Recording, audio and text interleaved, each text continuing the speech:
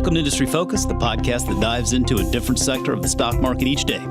It's Monday, July 15th. I'm your host, Jason Moser, and on today's show, we bring you another installment of Between Two Fools.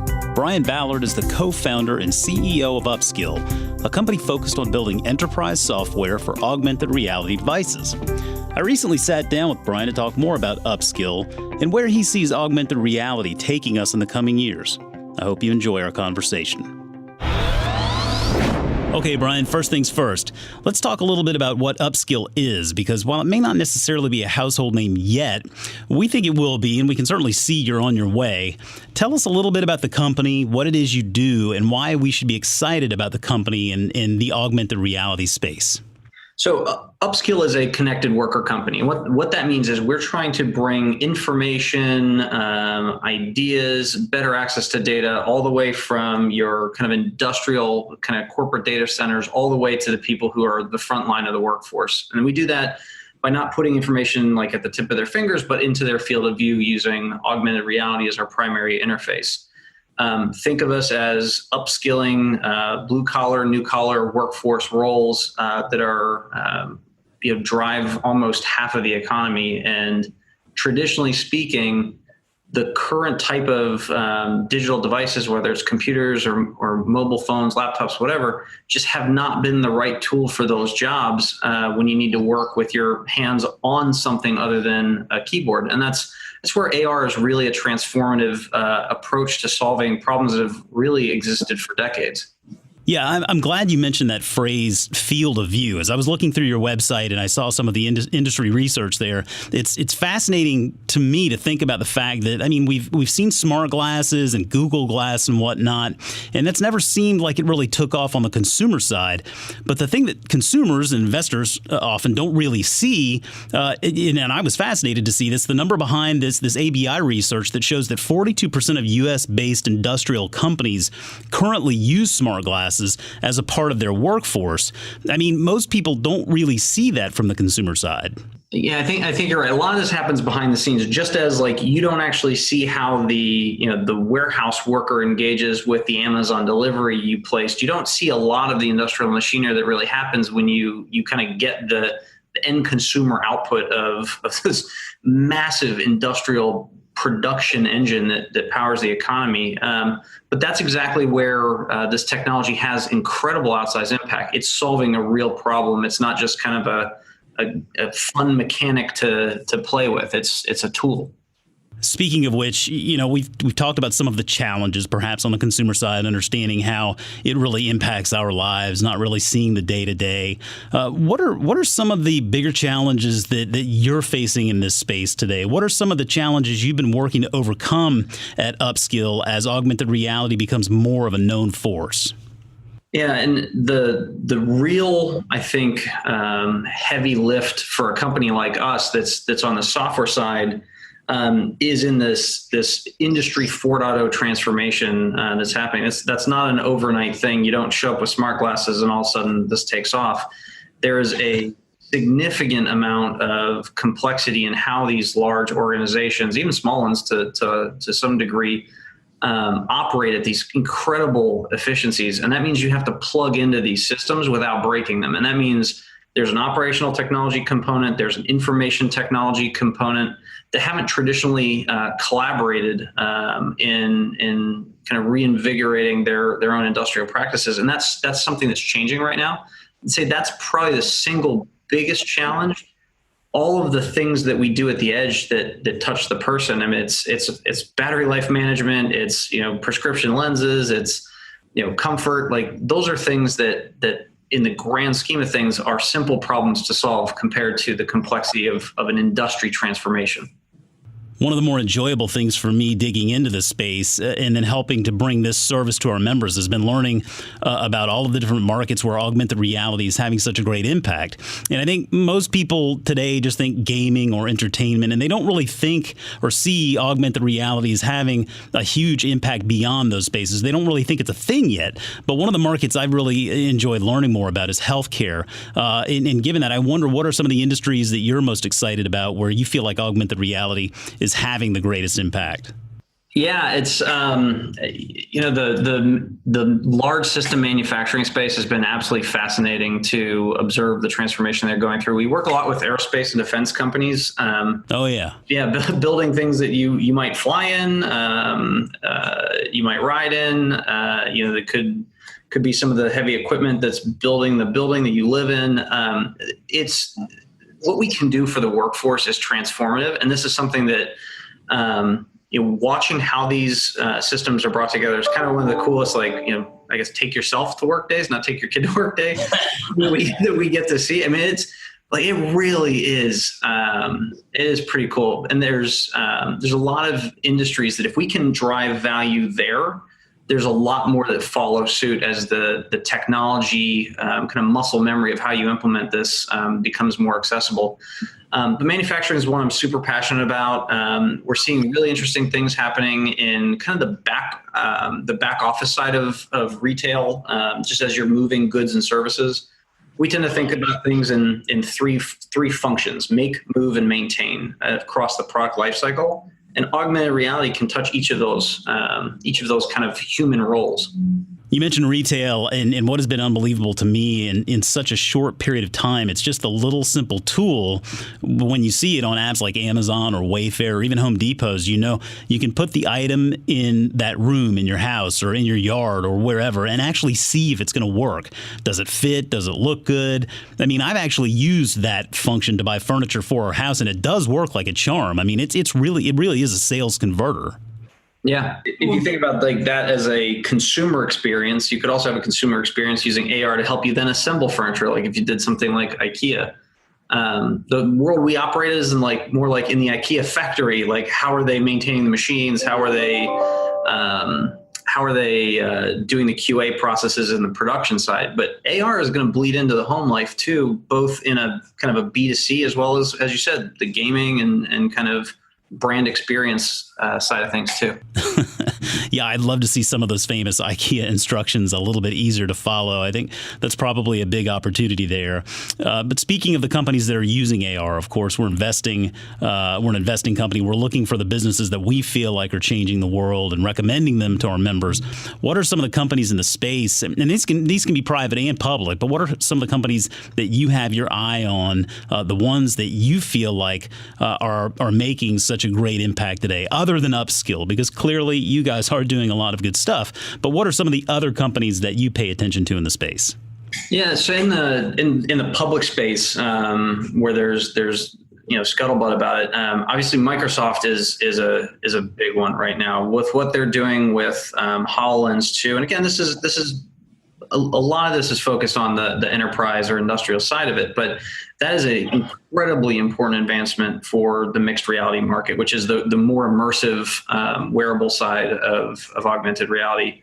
Go down the stack a little bit. Qualcomm, which is a company that has obviously been a major driver in the handheld mobile revolution, is getting into the AR space. And I must have said this in blogs for years. Like, there's going to be an entire class of new silicon that's coming out to take advantage of these specialized form factors. And right now, most chips are just cell phone chips stuck in an AR headset. Qualcomm, I think, is thinking about things in terms of where's the technology going, how are they going to be the folks that win in that future market. So that's one I keep an eye on. You've got the consumer companies like the Googles, Apples, Facebooks. They each have their own flavor of stuff they're working on. Google's the only one that has a set of glasses in the market, unless you count Oculus for the VR side. But they each bring like their own unique capabilities that are already part of their core competencies into the market, and particularly Apple with a developer ecosystem around, and Google too on AR Core and AR Kit. I mean, you're building a community that knows how to produce content, optimize around these new interactions, and that just lets the creativity, I think, accelerate. We obviously saw that play out with the App Store revolution.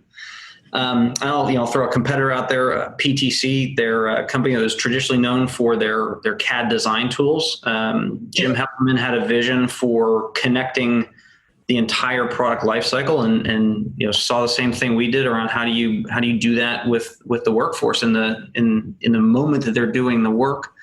I like what they're doing. It's definitely a new take on their business. They're a worthy competitor. But those are the ones that are top of mind for me in the public market space. It's really interesting that you mentioned PTC, because while it's not a company that we've recommended, it is one that I've got on my watch list. And it's one I found to be very similar to another company in the service, Autodesk. Just generally that CAD software, the 3D design. I mean, those engineering firms are taking technology and doing some really cool stuff with it. And so I'm glad we're able to put PTC in that context, because, you've piqued my interest even more with that company now. I mean, we talk about the companies that you like, but also let's talk about some of the industry experts that you like. I mean, there's a world of talent out there that, teaching us all about AR and its potential there. What are some of the resources, and who are some of the resources that you look to as a way where we can learn more about augmented reality? Yeah, no, I joke that there's a bunch of OGs in the space that we every Thursday night we put on our smart glasses and hold a meeting virtually, kind of like a scene from Kingsman. There's a lot of just incredible talent that helped get this industry off the ground. A lot of it is still involved in the market, whether you have folks building smart glasses, delivering capabilities. We do a lot with folks like Accenture and their augmented reality XR practice, feeding into their industry practices. There's a lot of expertise at Intel that's still very active in the market. There's also some folks that had an early plan that have really doubled down on it and have created entire business models around helping others understand what's going on. Tim Merrill's one from DigiCapital that has a data-driven insight platform that's been really interesting to watch enrich kind of a data-driven model around where AR is happening. And it helps you remove a little bit of your own bias of being too close to a particular segment of the industry. You can kind of zoom out and take a bigger view. So there's quite a bit of resource out there. I will say it's from the days when it was the Wild West to now, where there's a lot of practical problem solving happening for real ROI. It's been an incredible industry to engage in. There's a lot of people that really care about what they're doing, and they're very helpful in sharing that experience. I want to wrap up here with a question regarding, I think, the skeptics that are still out there. And I want to refer to an article I recently read, which kind of grinds my gears a little bit when I hear this kind of stuff. It was an article talking about the new Harry Potter Wizards Unite game. So, I mean, any of that stuff. I mean, I'm always fascinated by all of this technology. So I downloaded the game to check it out. And the article says that the game is off to a slower start than maybe they had predicted. They were thinking they would take some of the lessons learned with Pokemon Go to make the Harry Potter game better, and that, really the slow adoption of this game is just a testament to the fact that the masses aren't really buying into AR yet. And I feel like even in our interview today, already we've explained to people that AR is so far beyond just games and entertainment. I mean, what do you say to the AR skeptic out there who thinks that AR really is just limited to things like Pokemon Go or Wizards Unite or that sort of game experience? Yeah, it's kind of funny because on one side I'm like, are there really any AR skeptics left? I think it's... Yeah, I thought the same thing when I asked the question, but there are some out there. No, I'm not doing my job. I feel like I was spent a long time Johnny Appleseeding that over the last 8 years. But so just zoom out for a second. AR has existed for a long time. It's been over 20 years since that yellow line of scrimmage graphic in football game broadcasts rolled out. That's augmented reality. And imagine, so take that for a second and say, okay, they used AR to make a already good game so much better to engage with for the fan experience. Could you imagine going back to watching an NFL game or any game without that kind of experience enhancing it from your home? I can't. No. So take the Pokemon Go example. that game would have been a hit whether or not it had AR. It was a fun scavenger hunt game, and AR is a feature that you could turn on or turn off. I actually don't know the data split between which way people preferred to engage it, but it was a geocaching game that was fun for people to play. So I think you start with that. Do you have something that's going to drive value for people in the first place? Can you solve a problem?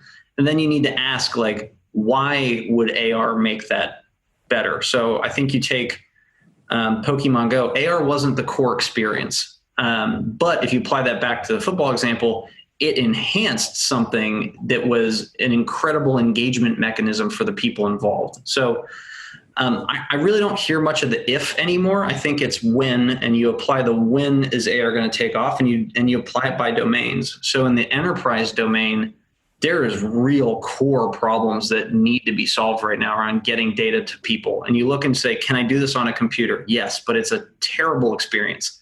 Can I do it in augmented reality? Yes, this person can now do their work while they're looking at their work with their hands on it. So you solve the same problem, but with an incredible experience layer on top of it.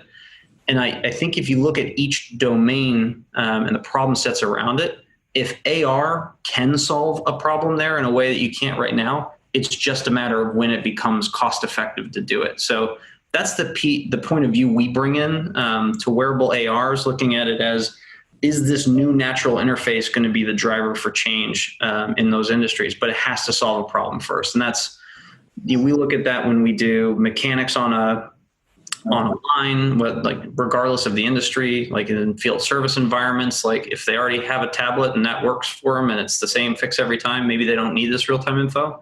But if it's a game changer for them, that's a market we want to go after. Okay, well, we'll leave it there. Brian Ballard, thanks so much for taking the time to speak with us today. You are very welcome. As always, people on the program may have interest in the stocks they talk about, and the Motley Fool may have formal recommendations for or against. So don't buy or sell stocks based solely on what you hear. An affiliate of the Motley Fool, LLC, manages a vehicle that holds an interest in Upskill. Today's show is produced by Austin Morgan. I'm Jason Moser. Thanks for listening, and we'll see you next week.